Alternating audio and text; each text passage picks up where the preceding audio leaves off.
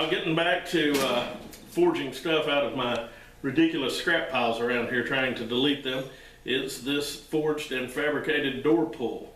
It's there's a little bit of forging to it and a little bit of fabrication. There's not a lot to this, but it's a neat look, and you do not have to do, you don't have to weld these plates on. You can kick this toe out and drill a hole in it and do the same thing down here. But I wanted to try something a little different, so I did it this way. So let's see how I did this. All right, well, here's my next junk out of the scrap pile to make something out of. I'm going to do another door pull. This is 5/8 rebar that I was using for a handle on something I was forging. I have no idea, but I'm going to cut that off, and I've got a couple more of these slugs, these 2 3/4 slugs. I'm going to mark these a little better. On the last one, you know, I just kind of eyeballed for my holes I drilled, and they ended up off kilter. And you got to really look to see it, but it'll drive me crazy as long as that thing's in my possession. So I'm going to mark these a little better. But anyway, I'm going to cut this off and get to forging a pull that where one end of this will be attached to the wall and come out and back to a plate. So anyway, we'll see. I know how it works in my mind. We'll see how it works on the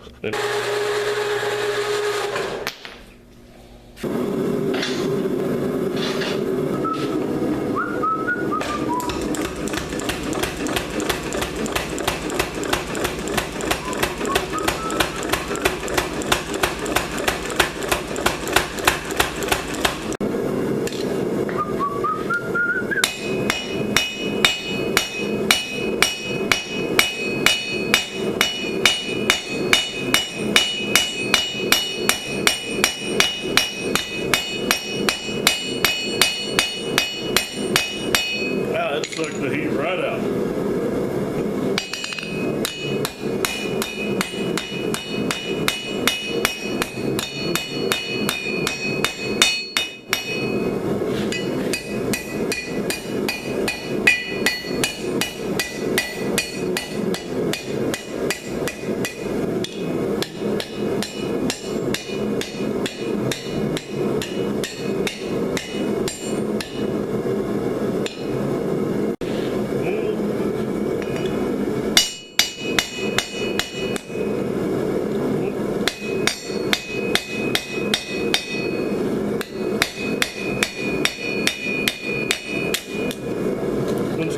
Breaking the edges on these. I went ahead and measured and drilled my holes so they'd be a little more even.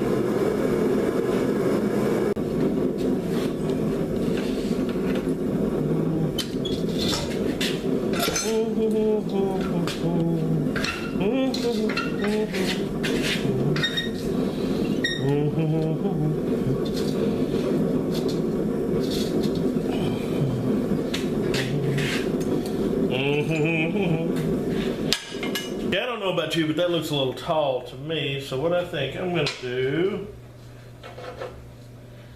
is cut it off about there and then weld it. All right, I like the looks of that, so I'm going to tack it.